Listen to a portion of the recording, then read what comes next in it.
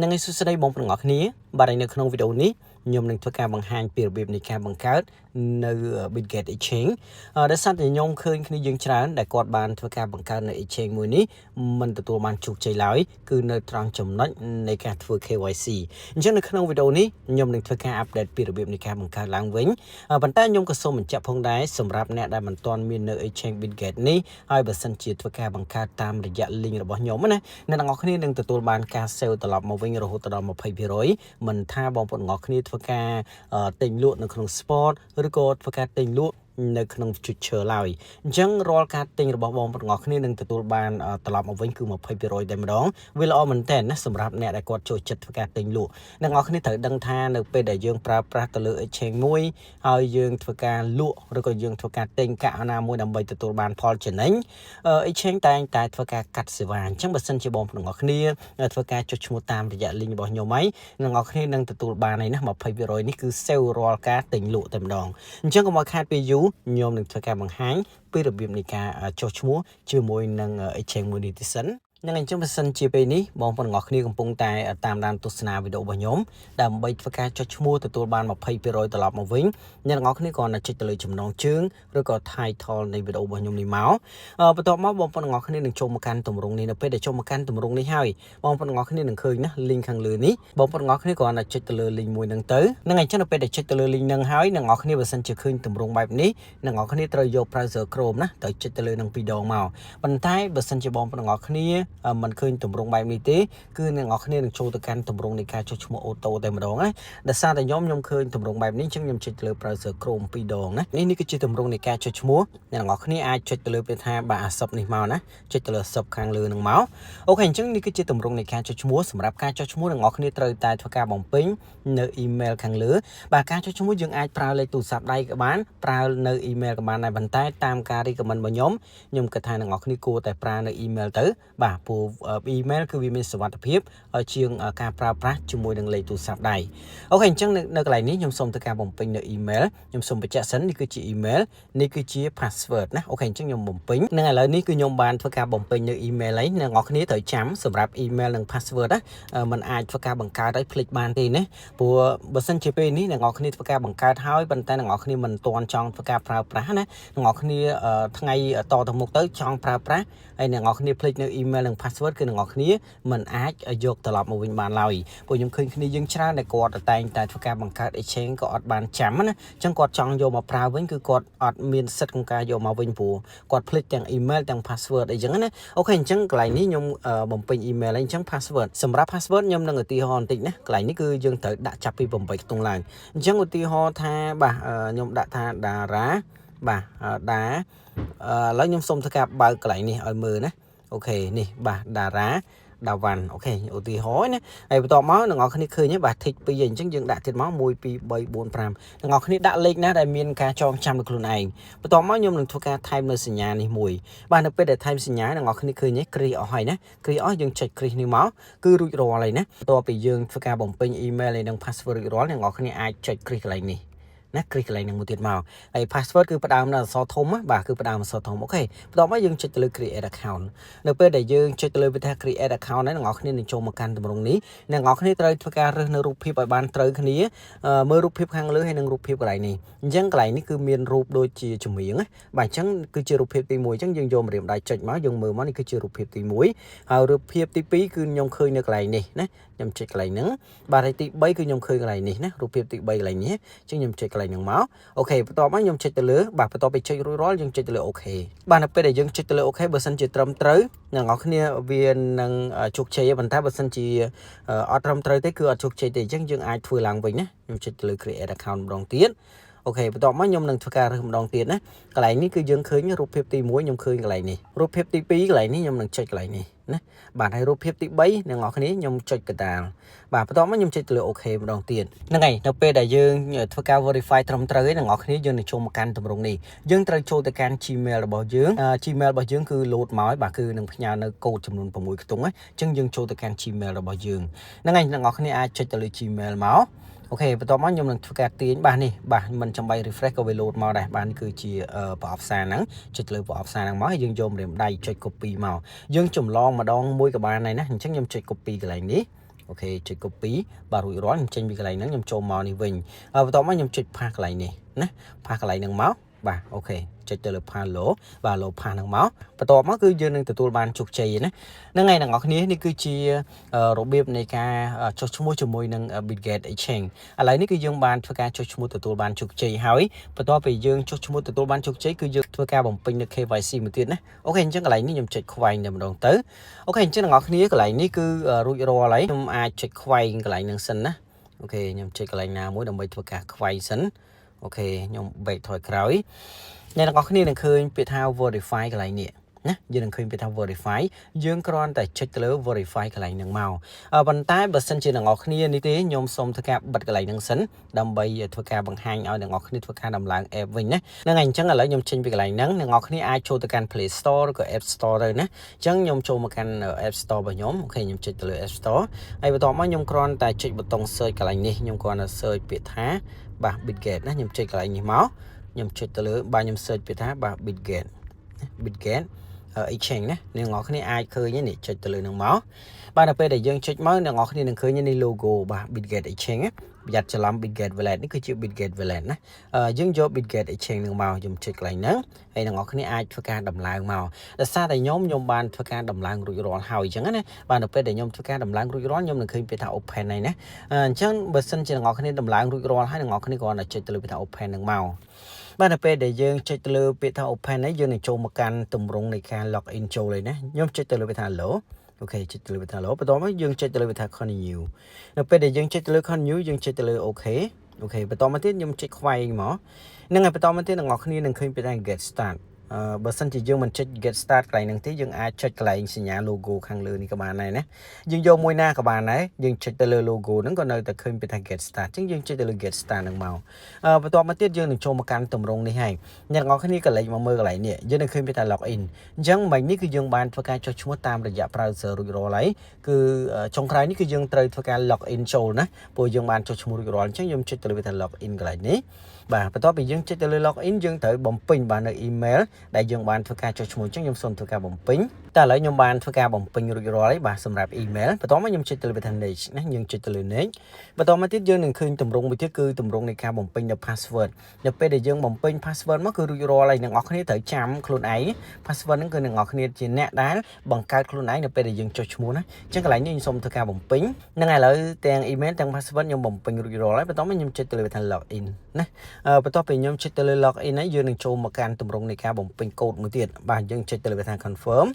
អូខេនៅពេលដែលយើងចុច confirm អ្នកនរគ្នាឃើញទេបាទគឺយើងត្រូវចូលទៅកាន់ email របស់យើងដើម្បីយកកូដយកមកដាក់ណាហ្នឹងហើយអញ្ចឹងខ្ញុំចូលមកកាន់ Gmail របស់ខ្ញុំអ្នកនរគ្នាក៏ចូលទៅកាន់ Gmail ដែរដើម្បីយកណាបាទអញ្ចឹងខ្ញុំ refresh មួយអញ្ចឹងបន្ទាប់មកយើងមកឃើញបាទនេះគឺសារបាទខ្ញុំចុចកន្លែងហ្នឹងនេះគឺជាកូដណាយករៀបដៃសកត់មកយើងនឹងឃើញកន្លែង copy នេះយើងចុច copy មកបន្ទាប់មកយើងចេញកន្លែងហ្នឹងយើងចូលមកវិញយើងចុចកន្លែង paste កន្លែងនេះមកអូខេចុច paste កន្លែងហ្នឹងហើយយើងចុចទៅលើថាបាទ hello paste យើងចុចកន្លែងហ្នឹងមកគឺ load ចូលហើយបាទហើយបន្ទាប់មកកន្លែងនេះគឺជាកន្លែងដែលយើងត្រូវ scan ផ្ទៃមុខបើសិនជាទូរស័ព្ទដៃរបស់អ្នកនរគ្នា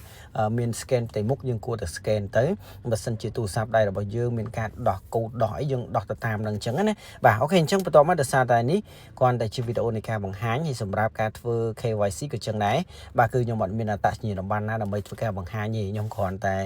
ែយកវីដេអូមួយទៀតដើម្បីដាក់បាទកាត់តដើម្បីបង្ហាញទៅកាន់អ្នកនរគ្នាណាតោះឥឡូវខ្ញុំចុចទៅលើថាបាទលើធ្វើនៅខាងក្រោមនេះណាអូខេអញ្ចឹងរួចរាល់ហើយបាទយើងបានចូលមកកាន់ account របស់យើងហើយនៅពេលដែលយើងចូលមកកាន់ account សូម back ថយក្រោយបាទនៅពេលដែលយើងចូលមកកាន់ account របស់យើងនឹងឃើញពាក្យថា verify នេះហើយអញ្ចឹងយើងចុចទៅលើពាក្យថា verify នៅពេលដែលយើងចុចទៅលើ verify យើងចុចទៅលើ verify now ណាចុចកន្លែងហ្នឹងហើយយើងចុចទៅលើពាក្យថា hello អូខេបន្ទាប់មកយើងចុចទៅលើថាបាទ allow full នេះមកបាទហ្នឹងហើយឥឡូវយើងចូលមកកាន់ទម្រង់នេះហើយអ្នកនរគ្នាឃើញទេខាងលើនេះគឺជាប់ Cambodia អញ្ចឹងបើសិនជាយើងនៅប្រទេសណាគឺវានឹងជាប់នៅទីតាំងនៃប្រទេសនោះហើយណាអូខេបើសិនអត់ឃើញយើងចុចកន្លែងនេះមកដើម្បីធ្វើការរើសបាទនៅទីតាំងនៃប្រទេសណាមួយអញ្ចឹងទៅបាទប៉ុន្តែដោយសារតែខ្ញុំជាប់កន្លែងហ្នឹងហើយណាកន្លែងនេះក៏ចឹងដែរណាយើងចុចកន្លែងនេះមកដើម្បីធ្វើការរើសយើងយក Cambodia ដែរឬក៏យើងអាច search មកបើសិនយើងអត់ឃើញណាយើង search មក Cambodia អញ្ចឹងយើងចុចមកបាទ Cambodia គឺជាប់នៅកន្លែងហ្នឹងហើយនេះគឺជាកន្លែងដែលយើងត្រូវធ្វើការបំពេញនៅ KYC គឺមានបាទដូចជាខ្ញុំចុចកន្លែងនេះបាទគឺមានដូចជា ID card បាទ passport ឬក៏បានបើកបោះជាដើមប៉ុន្តែបើតាមការ recommend របស់គេឲ្យយើងធ្វើការបំពេញតាមរយៈបាទ ID card គឺអត្តសញ្ញាណប័ណ្ណណាបាទអញ្ចឹងយើងយកអត្តសញ្ញាណប័ណ្ណហ្នឹងមកបន្ទាប់មកខ្ញុំចុចទៅលើ next អូខេចុចទៅលើ next ហើយបន្ទាប់មកយើងនឹងចូលមកកាន់ទម្រង់មួយទៀតហើយបាទនេះគឺជាទម្រង់ថ្មីដែលអ្នកនរគ្នាត្រូវយកគឺយើងយកខាងលើកុំយកបាទនៅខាងក្រោមនេះណាបាទ United នេះគឺយើងអត់យកទេយើងយកខាងលើអូខេបន្ទាប់មកខ្ញុំចុចទៅលើថាបាទ continue បាទនៅពេលដែលយើងចុចទៅលើ continue យើងនឹងចូលមកកាន់ទម្រង់នេះគឺជាការ verify បាទ your identity អញ្ចឹងខ្ញុំចុចទៅលើ continue ម្ដងទៀតណាអូខេបន្ទាប់មកអ្នកនរគ្នានេះគឺជាទម្រង់នៃការ scan នៃអត្តសញ្ញាណប័ណ្ណរបស់យើងអ្នកនរគ្នាគ្រាន់តែធ្វើការដាក់អត្តសញ្ញាណប័ណ្ណរបស់យើងឲ្យត្រូវបាទជាមួយនឹងកាមេរ៉ាហ្នឹងមកណាយើងអាចដាក់នេះគឺជាកាមេរ៉ាផ្នែកខាងមុខអ្នកនរគ្នាត្រូវធ្វើការដាក់អត្តសញ្ញាណប័ណ្ណរបស់យើងបាទចំចន្លោះហ្នឹងមកណាចំចន្លោះហ្នឹងមកឲ្យច្បាស់មកខ្ញុំសូមបញ្ជាក់ថានៅពេលដែលថតត្រូវទៅរកកន្លែងដែលមានពន្លឺគ្រប់គ្រាន់ណាការ scan ផ្ទៃមុខក៏ចឹងដែរបើសិនជាអ្នកនរគ្នាធ្វើការ scan ផ្ទៃមុខដោយមិនច្បាស់ទេក៏វាបរាជ័យដែរហើយខ្ញុំសូមបញ្ជាក់ឡើងវិញខ្ញុំអត់មានអត្តសញ្ញាណប័ណ្ណដើម្បីបង្ហាញទេអញ្ចឹងខ្ញុំយកវីដេអូមួយទៀតដើម្បីធ្វើការបង្ហាញទៅកាន់អ្នកនរគ្នាអ្នកនរគ្នាដាក់អត្តសញ្ញាណប័ណ្ណហើយយើងអាចចុចទៅលើនេះមកណាអូខេអញ្ចឹងឥឡូវតាមដានជាមួយខ្ញុំបាទជាមួយនឹងវីដេអូដែលខ្ញុំដាក់បន្ថែមហ្នឹងហើយអ្នកនរគ្នានេះគឺជាទម្រង់នៃការដាក់អត្តសញ្ញាណប័ណ្ណយើងដាក់អញ្ចឹងមកបាទផ្ទៃខាងមុខបាទយើងដាក់ខាងមុខបន្ទាប់មកអ្នកនរគ្នាឃើញកន្លែងនេះឃើញកន្លែងថតទេយើងចុចកន្លែងហ្នឹងមួយទៅដើម្បីថតបានឥឡូវគឺខ្ញុំថតបានហើយយើងបើសិនជាគិតថាត្រឹមត្រូវយើងយកខាងលើបើសិនជាយើងគិតថាមិនទាន់ច្បាស់ទេយើងយកខាងក្រោមប៉ុន្តែខ្ញុំយកខាងលើដោយសារខ្ញុំគិតថាវាត្រឹមត្រូវហើយណាបាទខ្ញុំយកខាងលើនេះមកបន្ទាប់មកយើងនឹងចូលមកកាន់ទម្រង់មួយទៀតបាទគឺយើងថតអត្តសញ្ញាណប័ណ្ណរបស់យើងផ្ទៃខាងក្រោយណាយើងចុចកន្លែងហ្នឹងមកគឺថតហើយបើយើងគិតថាការថតនេះច្បាស់ហើយយើងយកខាងលើដូចគ្នាណាបាទបើសិនជាយើងគិតថាអត់ច្បាស់យើងយកខាងក្រោមឥឡូវខ្ញុំយកខាងលើណាខ្ញុំគិតថាច្បាស់ហើយអូខេបន្ទាប់មកយើងអាចរងចាំណាបាទឥឡូវរួចរាល់ហើយណាយើងចូលមកកាន់ទម្រង់នៃការ scan មុខម្ដងវិញសម្រាប់ការ scan ផ្ទៃមុខក៏អញ្ចឹងដែរអ្នកនរគ្នាត្រូវតែធ្វើការដាក់ផ្ទៃមុខរបស់យើងឲ្យបានត្រឹមត្រូវបាទឲ្យចំជាមួយនឹងផ្ទៃបាទនៅកំពុងហ្នឹងមកយើងនៅស្ងៀមទៅគឺគេនឹងចាប់ផ្ទៃមុខរបស់យើងហើយបើសិនជាចាប់ត្រឹមត្រូវអ្នកនរគ្នាគឺយើងនឹងឃើញសញ្ញាគ្រីសបាទនេះបាទឃើញសញ្ញាគ្រីសនេះមានន័យថាការ scan ផ្ទៃមុខរបស់យើងគឺទទួលបានជោគជ័យហើយបាទឥឡូវយើងនឹងឃើញពាក្យថា under review យើងគ្រាន់តែធ្វើការរងចាំតែមួយសន្ទុះទៅបាទបើសិនជាអត្តសញ្ញាណប័ណ្ណរបស់យើងច្បាស់ថតច្បាស់ហើយ scan មុខនឹងត្រឹមត្រូវហើយយើងនឹងទទួលបានការ approve ពីគេហើយណាអញ្ចឹងអ្នកនរគ្នាអាចចុចខ្វែងក៏បានចុចខាងក្រោមនេះក៏បានដែរណាយើងអាចចុចកន្លែងហ្នឹងសិនទៅដើម្បីរងចាំការ confirm របស់គេថាតើទទួលបានជោគជ័យដែរឬក៏អត់អីចឹងណាបាទអញ្ចឹងអ្នកនរគ្នាអាចរងចាំតិចសិនហ្នឹងហើយអ្នកនរគ្នាមិញនេះអ្នកនរគ្នាប្រហែលជាបានឃើញហើយបាទវីដេអូរបៀបនៃការបំពេញនៅ KYC អញ្ចឹងបន្ទាប់ពីយើងធ្វើការបំពេញ KYC គេឲ្យយើងរងចាំដើម្បីឲ្យគេត្រួតពិនិត្យណាដល់ពេលដែលត្រួតពិនិត្យរួចរាល់ហើយអ្នកនរគ្នាអាចចូលមកកន្លែងនេះដើម្បីឲ្យដឹងថាជោគជ័យឬក៏អត់យើងចូលមកកន្លែងនេះមកបាទរូប logo ហ្នឹងបន្ទាប់មកអ្នកនរគ្នានឹងឃើញពាក្យថានេះណាយើងនឹងឃើញពាក្យថា verify កន្លែងនេះខាងក្រោមឈ្មោះរបស់យើងយើងនឹងឃើញពាក្យថា verify ហើយអូខេអញ្ចឹងអ្នកនរគ្នាបន្ទាប់ពីអ្នកនរគ្នាធ្វើការចុះឈ្មោះបំពេញ KYC រួចរាល់ហើយអ្នកនរគ្នាក៏ត្រូវដឹងពីរបៀបនៃការរៀបចំទៅលើប្រព័ន្ធសុវត្ថិភាពនៅលើ Exchange Bitget ដើម្បីការពារនៅលើ account របស់យើងឲ្យមានសុវត្ថិភាពអញ្ចឹងដើម្បីរៀបចំប្រព័ន្ធសុវត្ថិភាពនេះឲ្យបានត្រឹមត្រូវអ្នកនរគ្នាធ្វើការចុះឈ្មោះនិងបំពេញ KYC រួចរាល់អ្នកនរគ្នាអាចចូលមកកន្លែងនេះ logo យើងនេះបាទយើងចុចទៅលើហ្នឹងបន្ទាប់មកអ្នកនរគ្នានឹងឃើញកន្លែងនេះណាឃើញទេបាទយើងចុចទៅលើសញ្ញាព្រួញបន្ទាប់ពីយើងចុចទៅលើសញ្ញាព្រួញហើយអ្នកនរគ្នានឹងឃើញបាទ security អ្នកនរគ្នាអាចចុចទៅលើនេះបន្ទាប់ពីចុចទៅលើហ្នឹងហើយខ្ញុំអស់ឡើងលើបន្តិចបាទនៅពេលដែលអស់ឡើងលើអ្នកនរគ្នានឹងឃើញគឺគេ recommend ខ្លាំងមែនតើណាសម្រាប់ការប្រើប្រាស់ទៅលើប្រព័ន្ធសុវត្ថិភាពមួយនេះមានទាំង email បាទលេខទូរស័ព្ទដៃនិយាយទៅគឺកន្លែងនេះអ្នកនរគ្នាអាចធ្វើការបំពេញនៅចន្លោះមួយចំនួនអញ្ចឹងខ្ញុំនឹងធ្វើការបង្ហាញតែម្ដងទី1គឺអ្នកនរគ្នាត្រូវ download បាទ app ហ្នឹងបាទយើងចូលមកកាន់ Play Store ឬក៏ App Store មកណានេះគឺ app មួយហ្នឹងឯណាអូខេអញ្ចឹងខ្ញុំចូលមកកាន់នេះមកខ្ញុំសូមបង្ហាញបន្តិចអ្នកនរគ្នាអាច search បាទ search មកយើងគ្រាន់តែ search បាទអូខេនេះបាទយើងយកខាងលើនឹងតែម្ដងមកបាទបន្តមកអ្នកនរគ្នានឹងឃើញហើយនេះយើងអូសចុះក្រោមតិចអ្នកនរគ្នានឹងឃើញ app ហ្នឹងណាបាទមើល logo ឲ្យបានច្បាស់អញ្ចឹងយើងធ្វើការដំឡើងឲ្យរួចរាល់មកបន្ទាប់ពីយើងធ្វើការដំឡើងរួចរាល់ហើយអ្នកនរគ្នាអាចចុចទៅលើហ្នឹងអូខេចុចទៅលើហ្នឹងមកបន្ទាប់មកយើងគ្រាន់តែចុចទៅលើ next អូខេចុចទៅលើ next បន្ទាប់មកយើងចុចទៅលើ got it កន្លែងនេះបាទអ្នកនរគ្នានឹងឃើញនេះគឺជាកូដរបស់យើងអ្នកនរគ្នាត្រូវតែកត់កូដនឹងទុកឲ្យបានស្រួលបួលកូដហ្នឹងគឺសំខាន់ណាស់បាទអញ្ចឹងខ្ញុំ copy អ្នកនរគ្នាអាច copy ទុកឲ្យហើយណា copy សិនមកអូខេយើង copy តទៅពេលយើងចុច copy ហើយយើងចេញពីកន្លែងហ្នឹងមកចេញកន្លែងហ្នឹងយើងចូលមកកាន់ app ហ្នឹងមកណាអូខេនៅពេលដែលយើងចូលមកកាន់ app អ្នកនរគ្នាអាចឃើញកន្លែងនេះ ណាសញ្ញាបូកមួយយើងចុចកន្លែងសញ្ញាបូកហើយបន្ទាប់មកយើងយកខាងលើណានេះមកបាទបន្ទាប់មកខាងលើនេះគឺយើងបំពេញមកទៀតថាអញ្ចឹងខ្ញុំដាក់ឈ្មោះថាបាទ Bitget អូខេ Bitget ហើយនេះគឺខ្ញុំដាក់Bitget មួយតែម្ដងទៅព្រោះដោយសារតែនេះគឺជា account សាឡបងទេហើយបន្ទាប់មកមិញយើងបាន copy បាននៅពាក្យទាំងប្រមាណហ្នឹងអញ្ចឹងយើងផាសចូលកន្លែងនេះណាផាសបញ្ចូលមកអូខេផាសបញ្ចូលរួចរាល់អ្នកនរគ្នាគ្រាន់តែចុចទៅលើវាថា add ណាខាងក្រោមនេះអត់ចាំបាច់ធ្វើអីទេយើងចុចទៅលើ add មកបាទតែប៉ុណ្្នេះគឺយើងនឹងទទួលបានកូដមួយនៅខាងក្រោមនេះណាអញ្ចឹងអ្នកនរគ្នាត្រូវយកម្រាមដៃចុចបាទ copy ចុច2ដងទៅ copy មកហើយយើងចេញកន្លែងហ្នឹងយើងចូលមកកាន់ app យើងវិញយើងគ្រាន់តែផាសកន្លែងនេះណាចុចផាសបញ្ចូលមកបាទចុចទៅលើ hello ផាសបាទ hello ផាសនេះមកហើយយើងចុចទៅលើ next អូខេបន្ទាប់មកអ្នកនរគ្នាយើងត្រូវចូលទៅកាន់ email របស់យើងណាដើម្បីយកបាននៅកូដចំនួន6ខ្ទង់អញ្ចឹងខ្ញុំចូលមកកាន់ Gmail របស់ខ្ញុំបាទយើងចូលមកឥឡូវអត់តន់ឃើញសារមកទេអញ្ចឹងយើងអាចចុចកន្លែងនេះដើម្បីមើលកន្លែងសារ spam គីឡូមានអញ្ចឹងណាបាទ spam ក៏អត់មានទេណាអត់មានទេសារ spam អ្នកនរគ្នានេះណាយើងចុចកន្លែងហ្នឹងមកហើយយើងចុច copy ណាបាទចុច copy អញ្ចឹងបើអត់ឃើញកន្លែងមកយើងចុចកន្លែងហ្នឹងណាយើងមកមើលកន្លែងសារ spam អូខេបាទហួសបាត់អញ្ចឹងខ្ញុំចុចសារលបងសិនណាខ្ញុំចុចកន្លែងហ្នឹងអូខេចុចទៅលើនេះមកអូខេបាទឥឡូវគឺឲ្យណាគឺរួចរាល់យើងបានរៀបចំប្រព័ន្ធសុវត្ថិភាពមួយហើយបាទគឺជោគជ័យតែម្ដងណាឃើញហើយបាទខាងលើនេះហ្នឹងហើយបន្តមកទៀតអ្នកនរគ្នាត្រូវតែធ្វើការបំពេញបាទនៅលេខទូរស័ព្ទដៃលេខទូរស័ព្ទដៃក៏សំខាន់ដែរអ្នកនរគ្នាអាចចុចកន្លែងហ្នឹងមកអូខេបន្តមកអ្នកនរគ្នាគ្រាន់តែធ្វើការបំពេញណាបំពេញនៅលេខទូរស័ព្ទដៃរបស់យើងបាទ0ម៉ានគឺយើងដាក់មកបន្ទាប់មកអ្នកនរគ្នានឹងចុចទៅលើនេះយើងអាចចុចទៅលើ send code ចុចទៅលើ send code មកគេផ្ញើ code ចូលទៅកាន់នេះរបស់យើងហើយ message របស់យើងបើសិនជាយើងចុចកន្លែងនេះបាទគឺ avoid នេះមានន័យថាគេនឹង call មកយើងផ្ទាល់អញ្ចឹងគេដាក់ថា avoid verification code ណាអញ្ចឹងបើសិនជាយើងចុចកន្លែងហ្នឹងគេនឹង call មកបន្តែយើងចុចកន្លែងនេះទៅតែឥឡូវខ្ញុំឧទាហរណ៍តែម្ដងទៅបាទខ្ញុំដាក់បាទ0អូខេនេះគឺជាលេខទូរស័ព្ទដៃរបស់ខ្ញុំអ្នកនរគ្នាអាចដាក់ដោយខ្លួនឯងអូខេអញ្ចឹងខ្ញុំចុចទៅលើ send នេះមកណា send code នេះអូខេគេនឹងផ្ញើកូដចូលទៅកាន់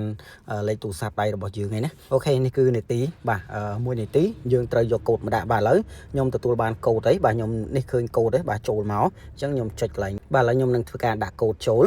អូខេខ្ញុំធ្វើការបំពេញតែម្ដងអូខេបន្ទាប់មកយើងដាក់រួចរាល់យើងចុចទៅលើ submit ណាអូខេបាទគឺរួចរាល់ហើយណាយើងក៏អាចធ្វើការ add នៅ passkey បានដែរយើងចុចទៅលើបាទ add passkey នេះមក